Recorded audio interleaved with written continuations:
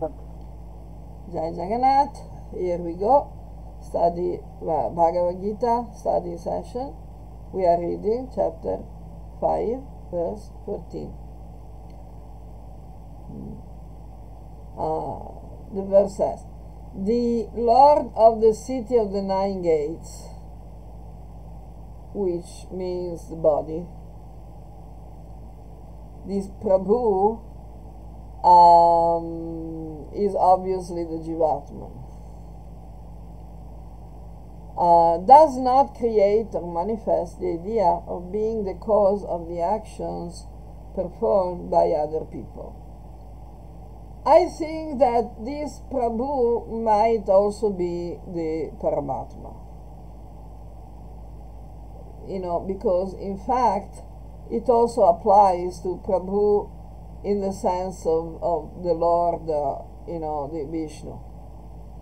So he does not create or manifest the idea of being the cause of the actions performed by other people. Thus, he is not engaged by the results of activities. It is only his, her nature that acts. I think this also applies to Paramatma, because the nature is the Daivi Jagunamai Mamamaya Duratyaya. So it's no problem. It also applies like that. Okay, so we have, as usual, if you want to say something, please stop me. Huh? Okay. Verse 15. The all-powerful Lord, which means the Vibhu. Vibhu is opposed to Prabhu, which is not very different in meaning, but Vibhu gives more emphasis to the power. So the Lord, in the sense of Paramatma, Bhagavan, is all-powerful. So the all-powerful Lord does not accept or consider the merits or demerits of anyone.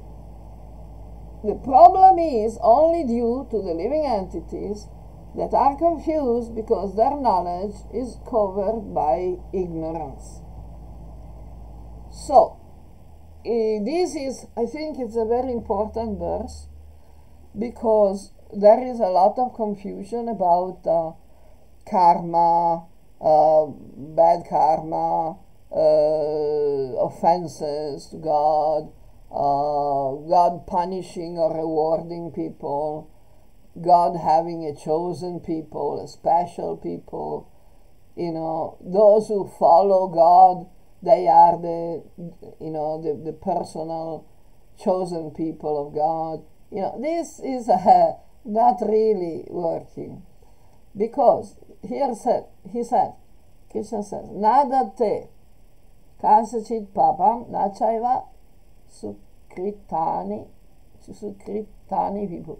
Nachaiva sukritani vibhu. It means that, Bhagavan doesn't care if we do or not do whatever we do or not do. We just get the result from the material laws of nature. And, we are confused because we don't see how things work. And we don't see how things work because of ignorance. It is true that Krishna says, if someone wants a personal relationship with me, I will be happy to have this personal relationship. But that's a personal relationship. That's not allegiance. That's not, my God, I have to worship this God because it's my God. If I don't worship my God will get angry. This is not the Vedic system. This is typically the Abrahamic system. So, the idea of the chosen people has nothing to do with the Vedic system. So, verse 16. For those in whom ajnana, ignorance, is destroyed in the perception of the self by jnana, knowledge, that knowledge, similar to the radiant sun, reveals the highest. Okay, the highest here, there is no particular noun associated. Param. Param means the highest. It could be the supreme in the sense of Brahman, Paramatma, Bhagavan. It could be the highest consciousness, the highest identity, the highest reality, which is not different from Brahman, Paramatma, Bhagavan anyway. So, jnana is a very important thing. Okay. 17. Those who understand or realize means buddhaya, tatatmana, tadnishtaha, tatprayana, yachanti. Those who understand, who have the intelligence of understanding that Atman Brahman, Bhagavan, Paramatma Bhagavan, I translated as transcendence, which is more general term. Identify with that, remain faithful to that, and fully dedicate themselves to that. Attain that liberation from which one never falls back, because their impurities have been cleansed by knowledge. Okay, here it may seem that parayana, nishtha, means faithful in the sense of allegiance, but it is not. Means having faith means trust, believing that God is there, we had the experience, and we are dedicated, we are devoted. But we know that God is everywhere. It's not that God is on one side and not on the other side. This is very important to understand. Okay. So there are different degrees of liberation. Here it says, attain that that place, that situation, that condition from which one does not come back. Okay. 18. The Pandits, wise, learned persons, look with equal friendliness to the Brahmana who is learned and gentle, to the cow and the elephant, and as well as to the dog and to the uncivilized dog eater. This is a very important verse.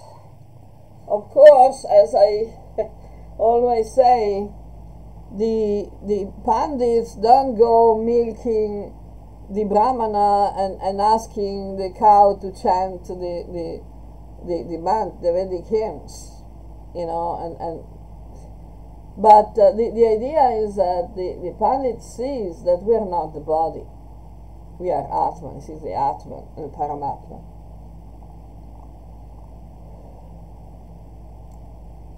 Okay. 19. Those who, in this very life or body, have vanquished rebirth, have a mind that is established in equanimity.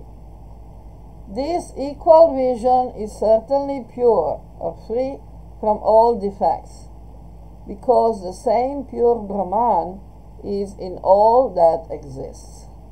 Thus they are firmly established in Brahman. That's the important thing. That's a very important verse that not many people seem to have read. Anyway, let's go to 20. A Brahmana, a Brahmavit, one who knows the Brahman, does not become elated in obtaining what is pleasing or desirable, and does not become agitated in obtaining what is unpleasant or undesirable. He has a steady intelligence and is free from illusion, because he is firmly situated in Brahman. Everything is clear? Not much. We are going too fast. Speak up, I speak need up, some elaboration. speak Yeah, up. No. yeah, we need more elaboration on that last one and this one.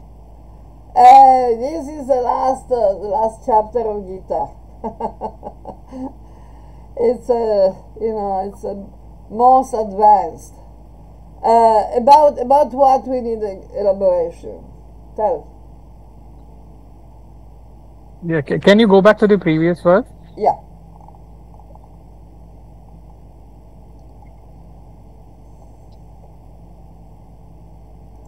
Okay. So Yeah, on you this yeah. verse. Yeah.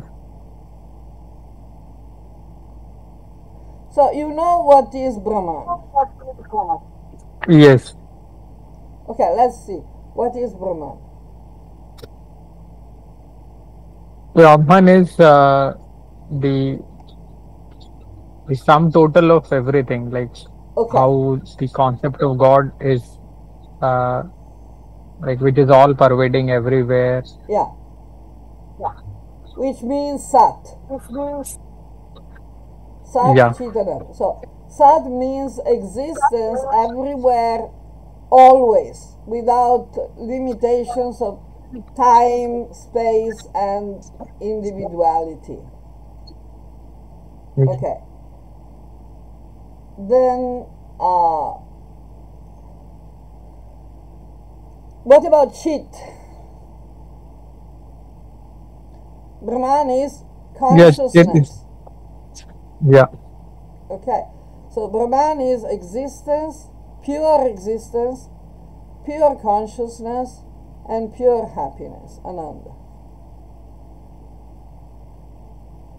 Now, Brahman is not only everything that exists, but everything that exists in an eternal sense, transcendental sense.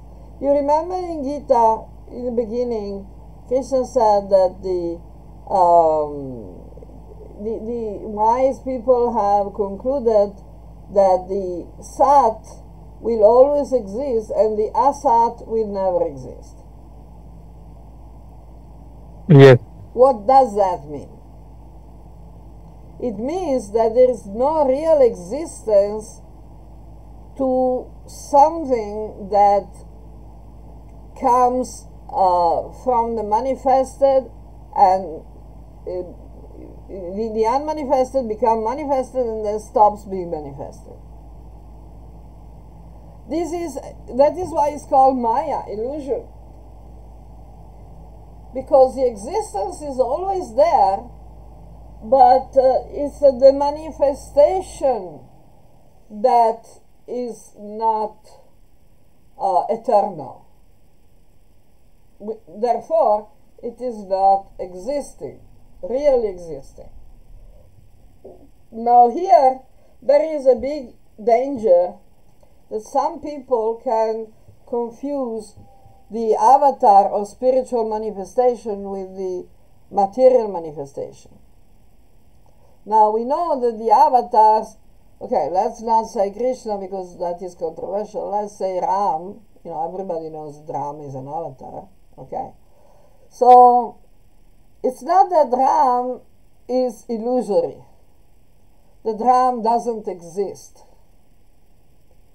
But the manifestation of Ram in a particular time frame is not eternal. I don't know if it's clear, but this is a very subtle point. It's a very important point. Yes. Yes. Until now clear. Because you see the danger. People who have a very materialistic bodily concept of life, they think, okay, manifested doesn't exist. It's asat. It's illusion. Therefore, the avatar is also illusion. Because the avatar appears and disappears. Right? But Yes. the trick is that it's only the appearance, and that is temporary. In fact, Krishna says, Janma karma chamedivyam evam yo vetti tattvataha. Those who really understand my birth and my activities, my life, they will become liberated as well, because it's not easy to understand it properly. Most people think, oh, nice little Krishna, Janmashtami, little boy, and a little bluish. It is weird, but it's okay.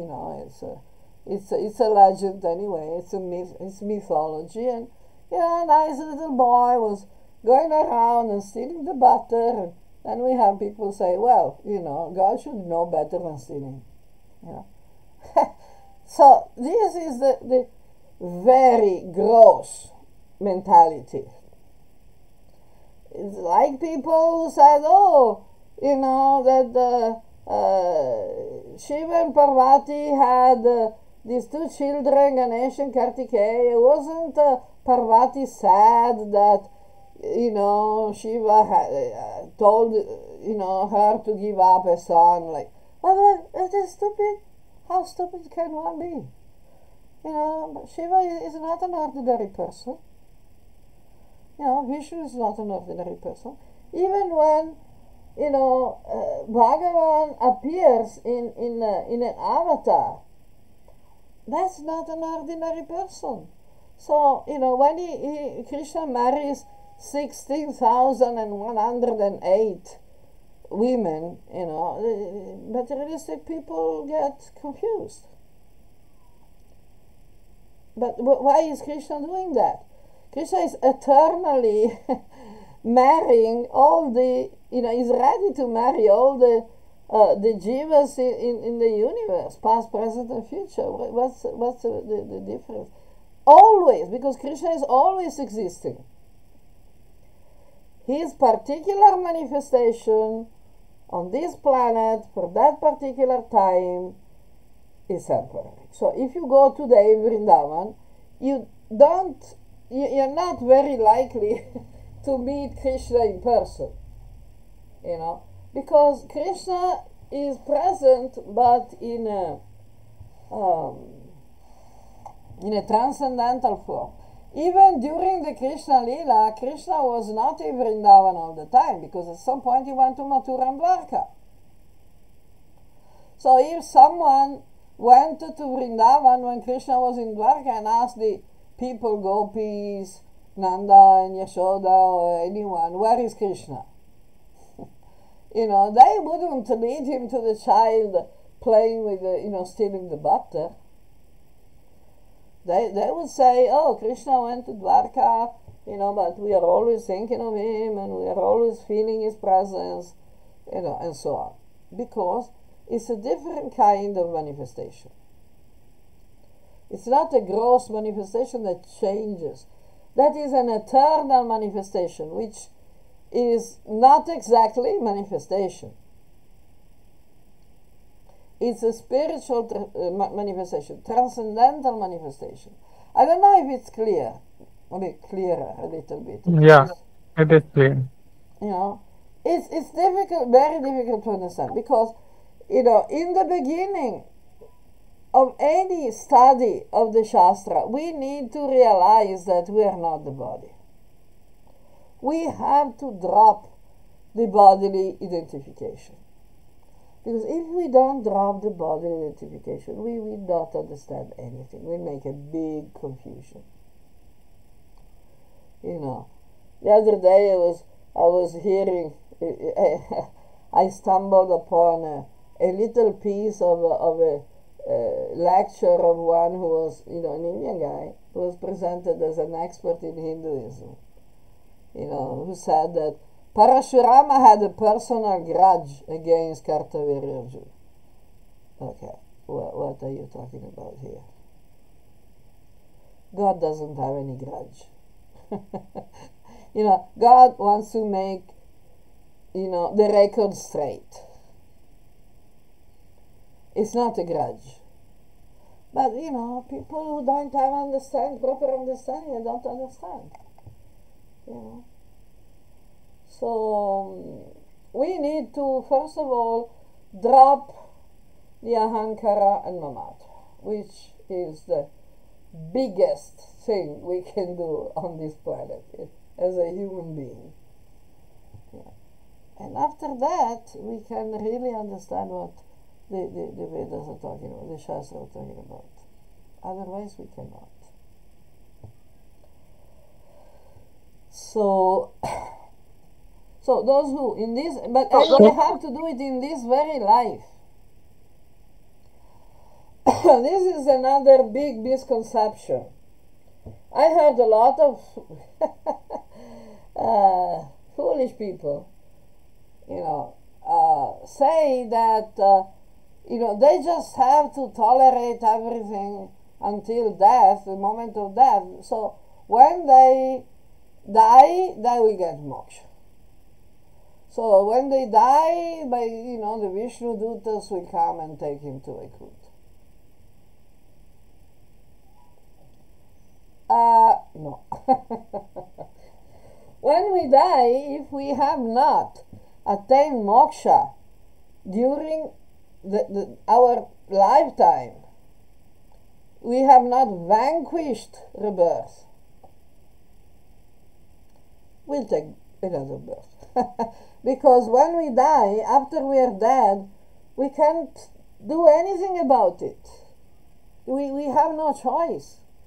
If we're still identified with matter, with material elements, it's automatic. We cannot stop ourselves from getting another body, material body. It's impossible to avoid. So we need to vanquish rebirth in this very life, in this very body. Sarga.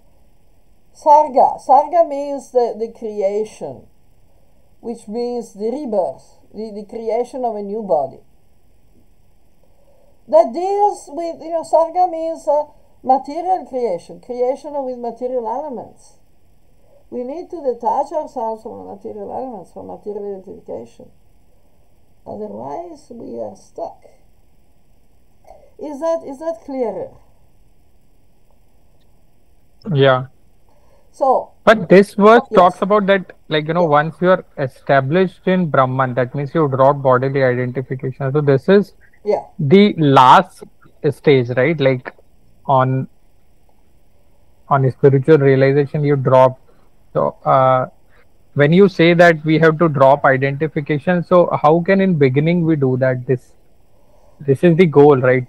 No. Okay. We cannot begin. It is the goal, and we have to do it as quickly as possible, because if we don't get there, we cannot go anywhere else. You remember the 1854? Brahma Bhuta Prasadnatma Nasochati Nakangshati Samāk Sarveshu Bhuteshu Mad Bhaktim Labhate Param. Labhate means he attains. Only after having vanquished rebirth, one can actually start to engage in bhakti.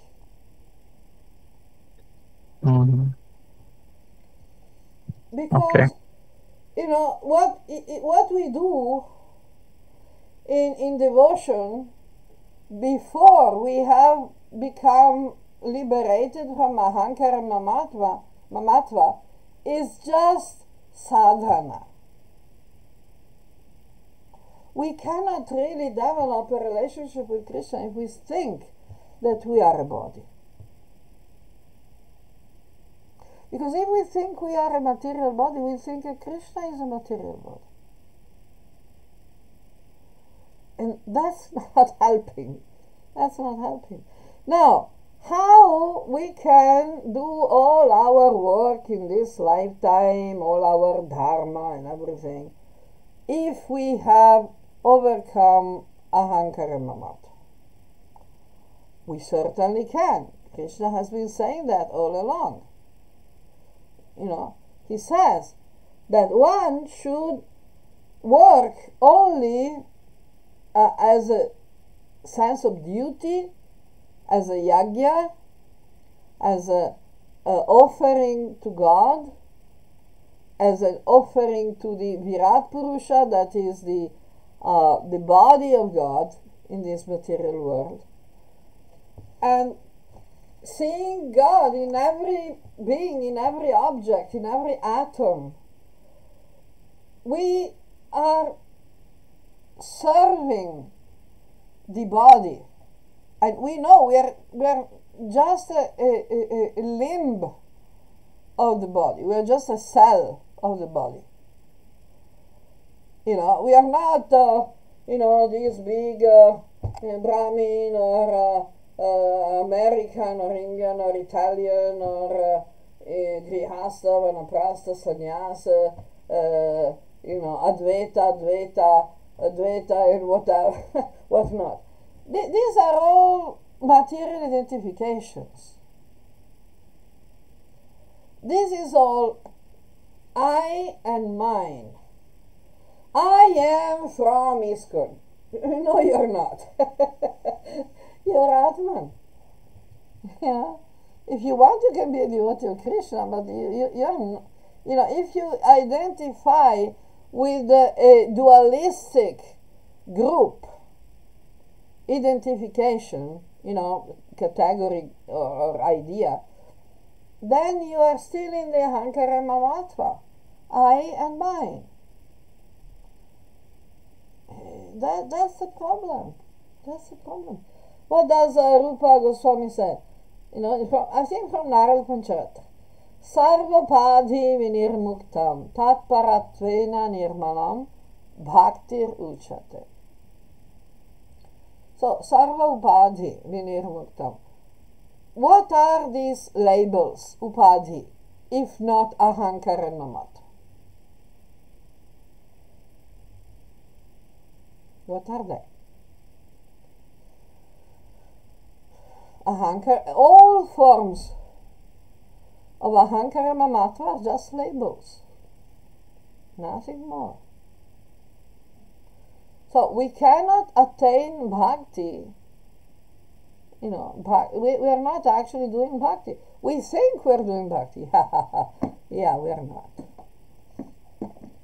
We are doing some exercise, some sentimental exercise, which is okay. We are not. We don't need to try to stop that. But that's not the highest point. And that's not independent, because sadhana bhakti has the purpose of attaining actual bhakti. It's not, an end in itself. I don't know. Is that clear? I hope I'm explaining. Yes, clear. Perfect. So this upadhi, is ahankara mamatva. So in this very life, in this very body, we have to vanquish rebirth by dropping all ahankara mamatva, all upadhis. And what is the result? We are established in equanimity. So if someone comes to us and says, oh, I am an American, oh, I am an Indian, oh, I am a member of the Ramakrishna Math, I am a member of the Gaudiya Math, I'm a member of ISKCON, I'm a member, I don't see any difference. These identifications are identifications. Now, the real point of difference is what they say and what they do, because that's not I and mine. That's the karma, the action they put in the world. Because saying things is the vachika, right? And what they do is the sharirika. If we want to be strict enough, we can also have, we can also watch what they're thinking, bodhika. But, the most important thing is what they actually do.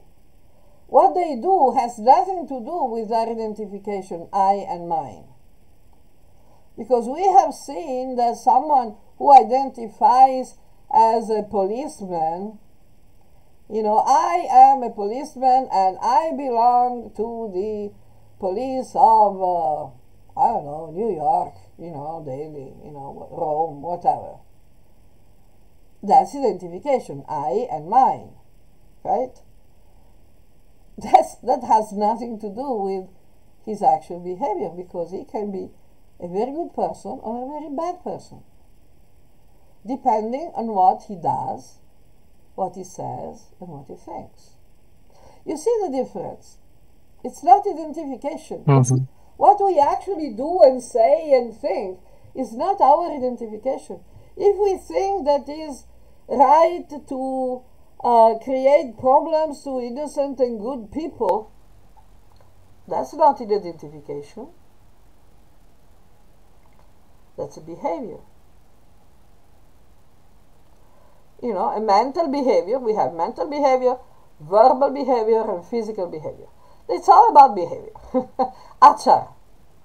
You know, the word acharya, you know, is coming from achara, you know, it's connected at least. So, you know, it's about behavior. It's not about identification. So who cares what is their lineage? You know? In fact, Krishna says in, I think, chapter 13, verses 8 to 12, Krishna describes what is jnana. And among the, you know, the things that he brings as examples of jnana is detachment from family, group, organization, and everything.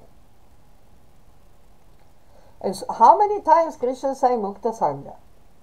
Who is liberated? Either we get free from association, or we get the association of those who are liberated, who don't work on labels, because the association of people who work on labels is toxic, because it's the opposite of what we need to do. So the equanimity, what is the equanimity? Equanimity means that we are all Atman, you know, all the people we meet, they're Atman, and if they are conditioned, it's their conditioning that creates bad behavior, good or bad behavior. And what is the conditioning? Sattva, Rajas, Tamas, Guna and Karma. So whatever differentiates all beings,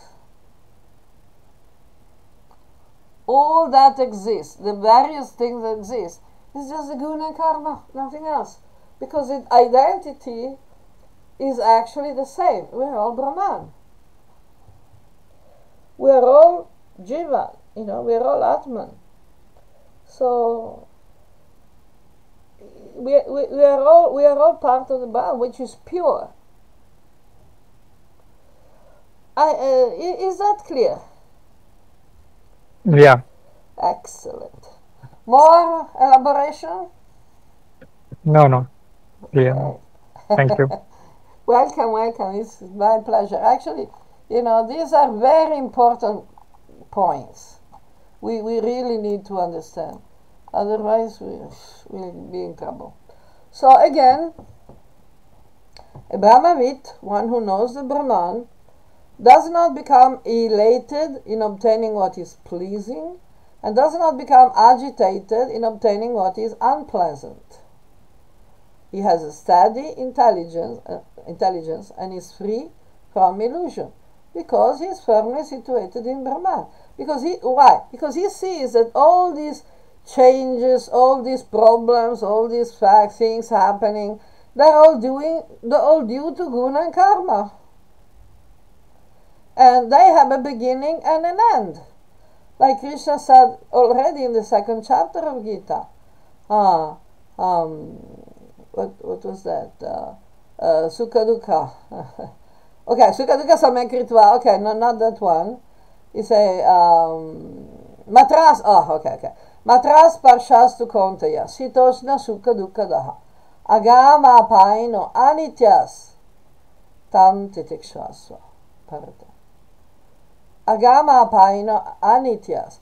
They come and they go. They are temporary. So karma and guna we can always change. We can always change. But we are not going to change our actual identity. The fact that we are Atman.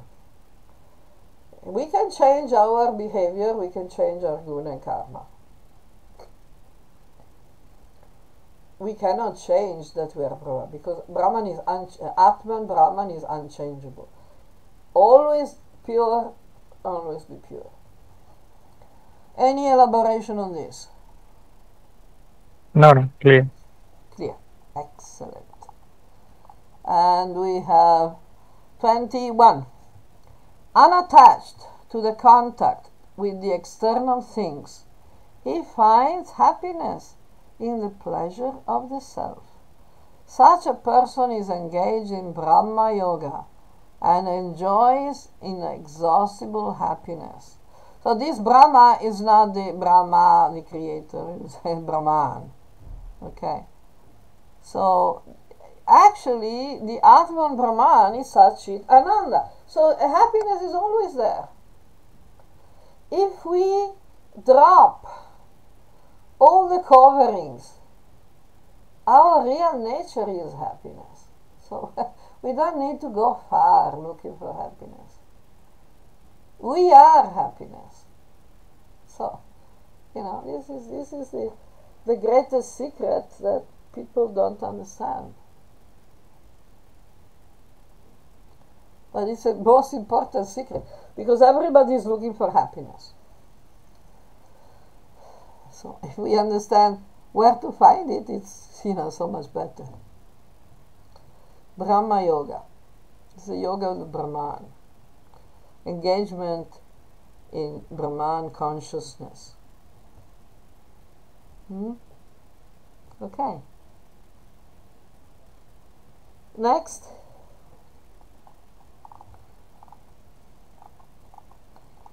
No elaboration on that, huh? Unclear. 22. Earlier elaboration clarifies this subsequent ones. Which one? No, when we clarified on the Brahman topic, then these subsequent verses are now clear. Excellent. Yeah, well, we'll learn more about Brahman. Okay. So, chapter 5, verse 22. Those pleasures that derive from contact with the sense objects are the cause for future sorrow, because they have a beginning and an end. Here is that. Therefore, a son of Kunti, an intelligent person, does not seek happiness in them. The guna and karma, they all come and go. Yahi samsparsa jab hoga. Samsparsa is matras parsas, is the same. Right? It's exactly the same like Krishna already said in chapter 2. They have a beginning and an end. We just need to tolerate without trying to find happiness there. Of course, this doesn't mean that if we find that we get something pleasant by the prasadam of Bhagavan, we should not accept it. We can accept pleasant things when they are prasad. But when the prasad is finished, we have consumed it and the pleasure is gone. It's okay. Well, it will come again one day. Who knows? Let's keep doing our work. Let's not run after the same pleasures. The important thing is our work, our service. Pleasures will come. Troubles will come as well, but pleasures are temporary and troubles are temporary. The important thing, we keep doing our service. Okay. Then, 23. One who here, in this life, in this body, before becoming liberated from the body, is capable of withstanding the onslaught of lust and anger is a yogi and a happy human being. Lust and anger is the main reason for disaster. Kama esha, krodha esha, rajaguna samudbhava. Mahashaino mahapamam. It's a great enemy. It's a great enemy. Lust and anger together, which means that when we want to satisfy our lust and we cannot satisfy our lust, we get angry because we are attached. So, what is lust? Desire for pleasure, right? Desire for pleasure is not a bad thing, because, pleasure is a good thing. All beings want pleasure, The problem is when we become so attached to pleasure that we get angry when we don't get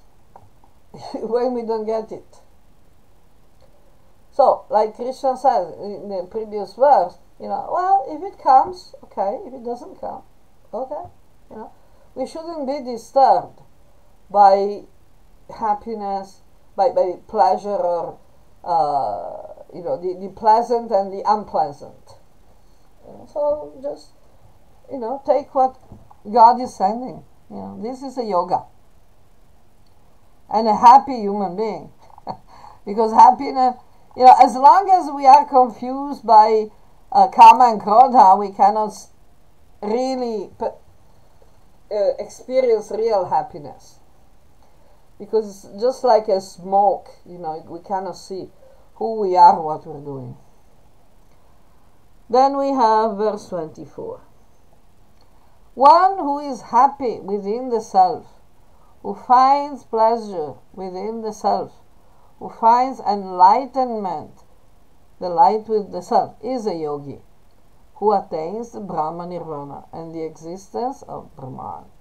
Same, again, happy within the self, because the self is Satchidananda. Sat, Chit, Ananda. Ananda is it's already there. It's in the self. Okay, this is Brahma. Brahman. Okay, Brahma Nirvana. 28. The wise seers of reality attain the Brahma Nirvana because they have been purified of all sins or faults, and have cut off all doubts, means dualistic illusions, engaging themselves in work for the benefit of all living beings. And this is the Brahma Nirvana. The difference between the Yoga Nirvana and the Buddhist Nirvana is that Nirvana means no wind, just like a lamp that is not disturbed by the wind. So for the yogi, when a lamp is not disturbed by the wind, it burns more brightly. The Buddhist actually takes away the wind, the air from the lamp. So the lamp is extinguished. There is no light. There is nothing. There is void. This is, the idea that usually, is the basis of Buddhism. Nothing is there. But there is no air, in the sense there is no oxygen, no life, no nothing. It's totally extinguished. Which, frankly, I think it's a mistake, but it's okay. 26. The saintly persons who are completely free from lust and anger, this kama esha, krodha esha, and have their consciousness steadily fixed in Brahman, who have realized the self, For them, there is Brahma Nirvana very soon. In whatever way means, where is that? Brahma Nirvana, Bhartate, Vidita Vana. Okay, guaranteed. Abhita. It's guaranteed.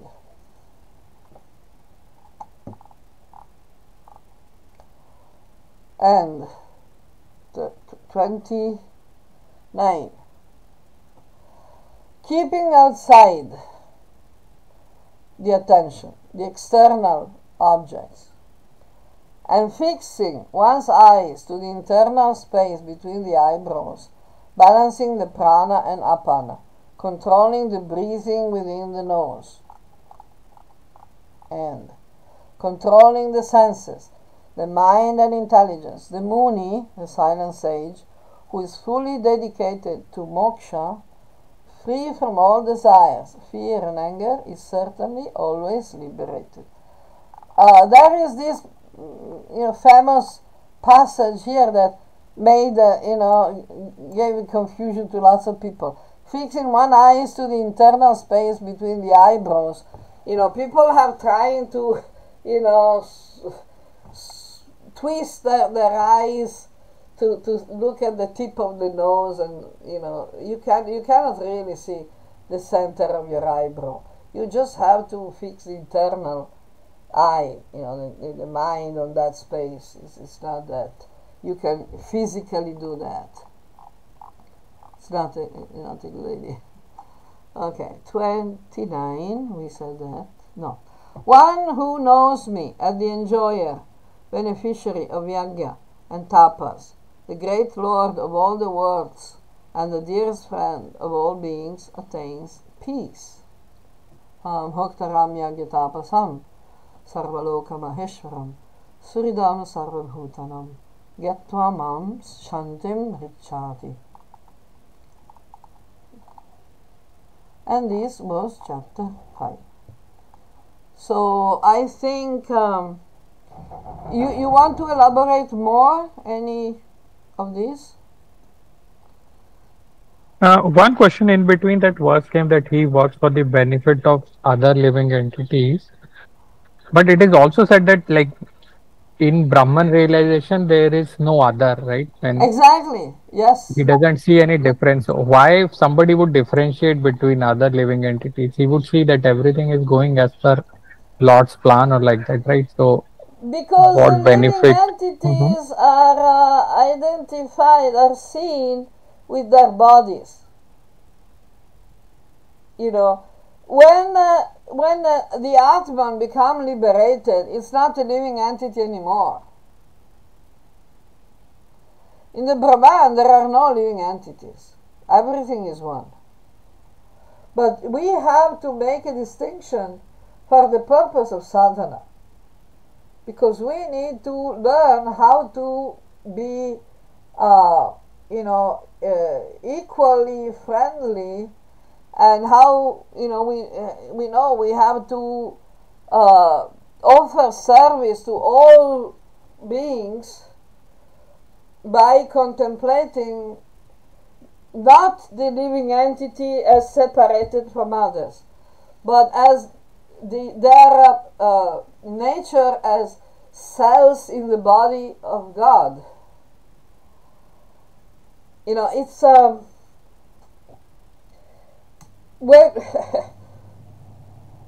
as long as we have a body, okay, as long as we have a material body, there will be a tendency to identify with the material body and to see others as material bodies.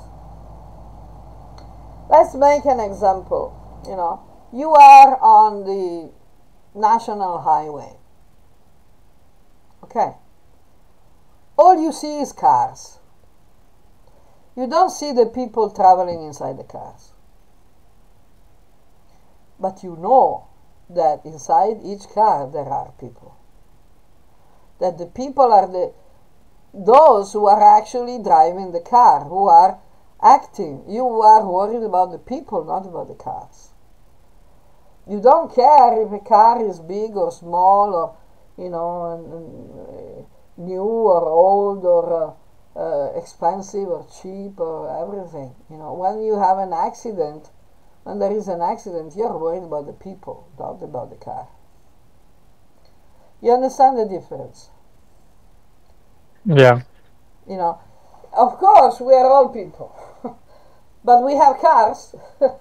So when we see how let's say you see a car that goes by with all the, the banners of Islam. What do you think? That's a Muslim, right? But the car is not Muslim, It's the person inside the car, the owner of the car, who is a Muslim. So you see the car, and you identify the person with the car, or the car with the person, because they're still going around. That's why Krishna says Dehina. Dehina means those who have a body. Having a body is a big thing, When we are liberated from the attachment from the body, at the time of death, we are liberated from the body, not from the attachment of the body. You see the difference? If we are liberated from the attachment to the body, we have to do it in this lifetime. Because when we are liberated from the body, we're not going to get another one. At least not a condition, in a conditional manner. If we are liberated from the attachment to the body, when we die, who cares what happens to the body? I don't need a body. Why should I want one? You understand? But as long as you go around in a body, even if you have no attachment to the body, you still have to work with the body. Let's make the example of a car again. You know that you're not your car. Okay, you have a car. Car may be nice or bad, or old or young, or damaged or not damaged. You're not attached. You know that at some point I will have to just leave the car here, park the car, and go somewhere else. But as long as you're driving, you cannot ignore the fact that you have a body. You need to put the fuel. In other words, you need to do a number of things. You need to remember you have a car. The problem is that there is a big difference between knowing you have a car and taking care of the car on one side, and believing you are the car. So if the car gets scratched or bumped, it's a disaster. No, it's a car. It's just a car. You understand? So, yes. These people tend to, one interesting thing that I was asked on Quora some time back. Someone was, trying to show that the Manu Samhita is so bad and this and that. So he was saying, no, that was not a question. That was a mail.